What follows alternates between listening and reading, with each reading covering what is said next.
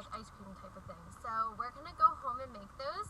Super excited. Matthew is not a big fruit person, but he's just now starting to decide to try new things, and he's into bananas. So we're gonna go ahead and make them, and I'll show you guys. This is our first time making them, so we'll see how they come out, but they looked delicious. So we're gonna head home and show you guys how it's done. See you soon. So you're going to need at least one ripe banana. I'm just using one for now. You guys can use multiple if you want to make extra. Peanut butter. I like to use the mini chocolate chips to melt.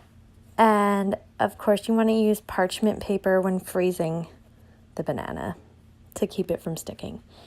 So I'm going to go ahead and peel the banana and cut it into slices. It's all about preference, whether you want to cut it thin or thick. I like to do it like in between. I don't want to make it too thick because my kid is super picky, so I'm going to keep it a thin, easy way to eat it. And you just want to slice them up. Make sure the banana is ripe. As you can see, mine is very ripe, so it was completely ready.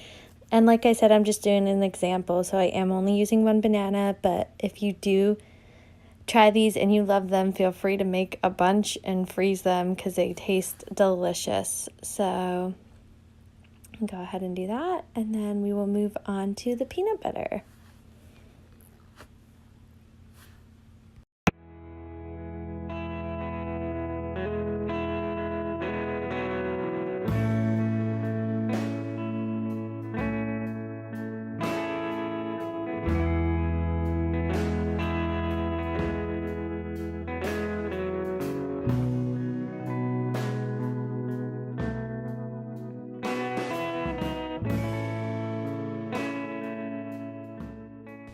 So now for the peanut butter, you just want to smear a very thin layer of peanut butter onto one side of the banana like this, and then you're going to go ahead and take the other side, smush it together so it's basically a banana peanut butter sandwich.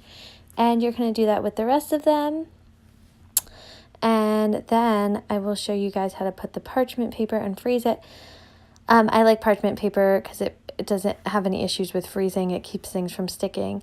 If you do have a tray and you have enough room in your freezer, go ahead and use a tray. It's probably more space efficient. However, I do not have much room in my freezer, so I'm going to put them in Tupperware, store them in the parchment paper, not cover them, and keep them in the freezer for 1 hour at least to let them freeze. So I'm going to go ahead and stick them in the freezer now. And then after that, we will go ahead and move on to the melting chocolate parts. But as you can see, my freezer is extremely like waffles, French toast. It's pretty stuff, so.